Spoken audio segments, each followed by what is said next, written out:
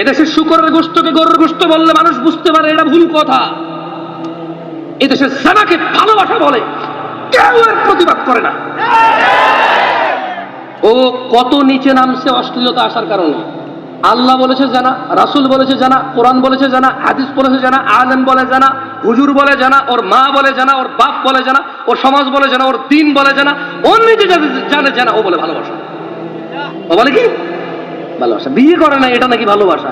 তাহলে জানা কোনটা? তাহলে জানা কোনটা? এটা যদি ভালোবাসা হয়, জানা কোনটা? আল্লাহ আমাদেরকে বুঝার তৌফিক দান করুন। যাই কোরআন তেলাওয়াত করলাম না বেশি।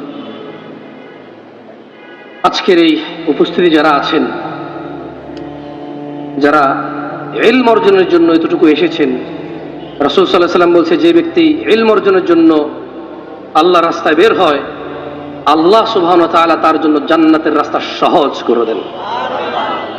ছোট ভাই আমার, যদি কোনো হারামে লিপ্ত থাকো, খবরদার এখন স্টপ করো। তুই তো মারাও যেতে পারো, আর তুমি যাকে পছন্দ করো সেও তো মারা যেতে পারে। তুমি বিয়ে করলে মেয়ের ভাগাই নিয়ে যায়, অথবা তুমি হারামে লিপ্ত আছো, এটা অ্যাক্সিডেন্টে মারা যেতে পারে না? তো ফিরে আনতে পারবা? ফিরে আনতে পারবা মৃতকে? কেন এমন করছো? তাহলে এগুলা বন্ধ করো। আমি তোমাকে বন্ধ করাইতে পারবো না, এতটুকু আস্থা রাখো, তোমার পূর্বে কোনো অশ্লীল মানুষ সফল হয়নি। তুমি আর তোমার পরে কেউ সফল হইতে পারবে না। যা হয়েছে হয়েছে, আল্লাহর কাছে ফিরে আসো, ঈমান আনো, ভালো কাজ করো, পূর্বের সমস্ত গুনার জন্য অনুতপ্ত হও, তোমার সমস্ত গুনাহকে আল্লাহ নেকিতে পরিবর্তন করে দেবে।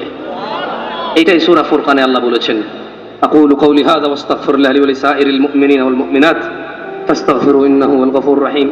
আমি আল্লাহর কাছে নিজের জন্য ক্ষমা চাই, মুমিন মুমিনাত সবার জন্য আল্লাহর কাছে ক্ষমা চাই। আপনারাও আল্লাহর কাছে নিজের জন্য ক্ষমা চান, আমার জন্য ক্ষমা প্রার্থনা করেন আল্লাহর কাছে। সুবহানাকাল্লাহুম্মা বিহামদিকা আশহাদু আল্লা ইলাহা ইল্লা আনতা আস্তাগফিরুকা ওয়া আতুবু ইলাইক।